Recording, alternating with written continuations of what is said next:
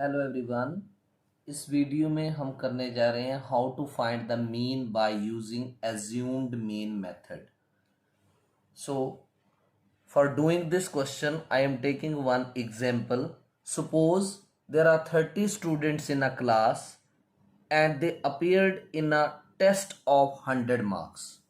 How many students? 30 students were there, and these 30 students appeared in a class in a test of 100 marks. Now the data is given below. So see here, like class interval, the data is tabulated, class interval, and below is number of students.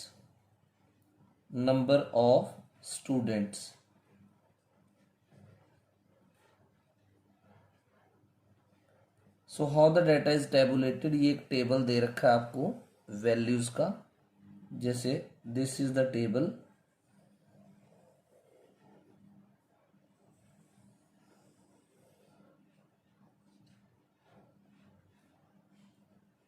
Now the values will be written here.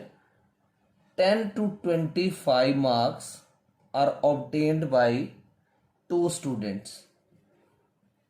Then 25 to 40 marks are obtained by 3 students. Then 40 to 55 marks are obtained by 7 students. Then 55 to 70 marks, these are obtained by 6 students. Then 70 to 85 marks are obtained by 6 students. And last 85 to 100 marks are obtained by 6 students. So this is the data given to us of 30 students. Now these 30 students have scored different marks. 2 students have scored the marks in this range, 3 students have scored the marks in this range, 7 students have scored the marks in this range, 6 students have scored marks in this range, 6 students have scored marks in this range, and 6 students have scored marks in this range. Now we need to find the mean by using assumed mean method. तो जब भी आपने assumed mean method करना है तो कैसे करेंगे इसको solution? First of all, you remember that we need to make 5 columns here. तो सबसे पहला कॉलम रहेगा class interval.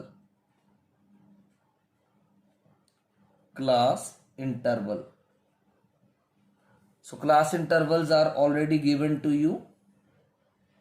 Here we will write first column of class interval. Second is number of students. आप इसको frequency बोल सकते हैं, right? So we will give symbol Fi to this. Fi, frequency. जो थर्ड कॉलम है वो है क्लास मार्क, और आप इसे बोलेंगे xi। क्लास मार्क आपको पता है कैसे निकालते हैं, lower limit of class interval plus upper limit of class interval divided by 2। फिर यहां निकालेंगे D is called xi minus a है assumed mean, so that also I will tell you during the question। और यहाँ पांचवें column में FI ये आपने 5 कॉलम्स बनाने और उसमें ऐसे लिखना है। Now this is the starting of the question.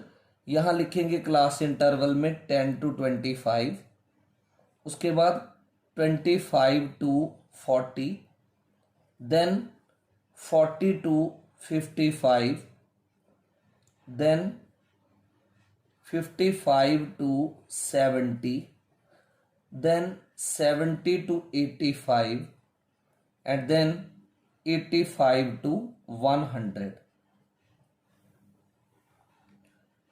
ये आप लाइंस क्लोज कर सकते हो टेबल बनाने के लिए. You can draw this way.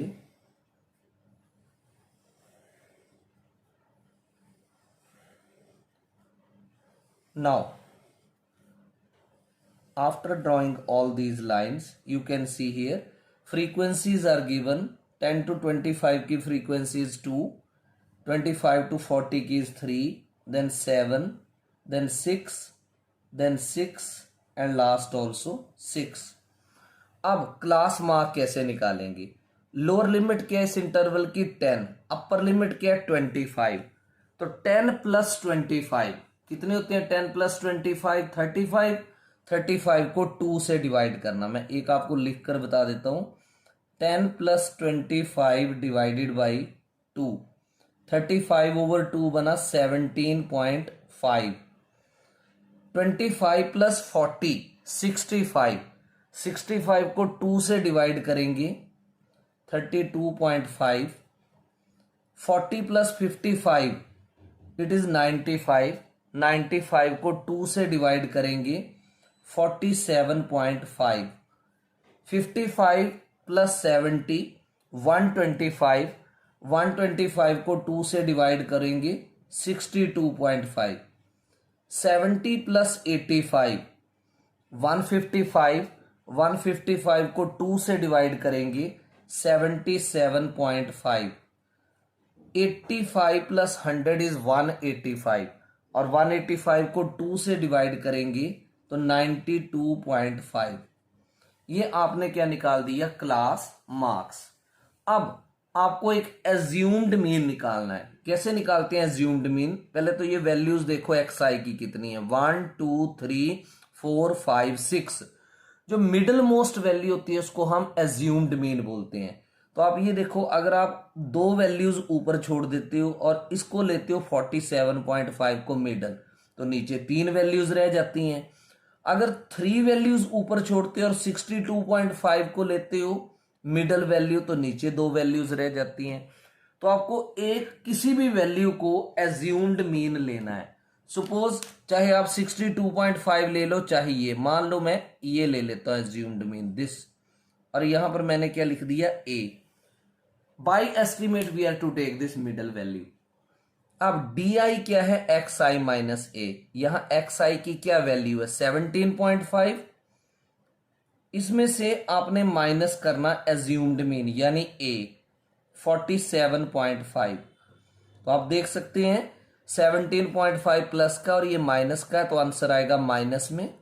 तो 47.5 में से 17.5 माइनस करेंगे तो -30 आएगा. अब बाकी क्या आप करें? 32.5 माइनस 47.5, तो ये भी आंसर माइनस में आएगा, -15. फिर 47.5 माइनस 47.5, क्योंकि डी आई किसके बराबर है? एक्स आई माइनस ए. तो यहां एक्स आई की वैल्यू भी 47.5 और ए की भी यही है, सो इट इज 0. अब 62.5 में से 47.5 आप माइनस करेंगे, 15 आएगा. 77.5 में से 47.5 माइनस करेंगे, एग्जैक्ट 30 आएगा.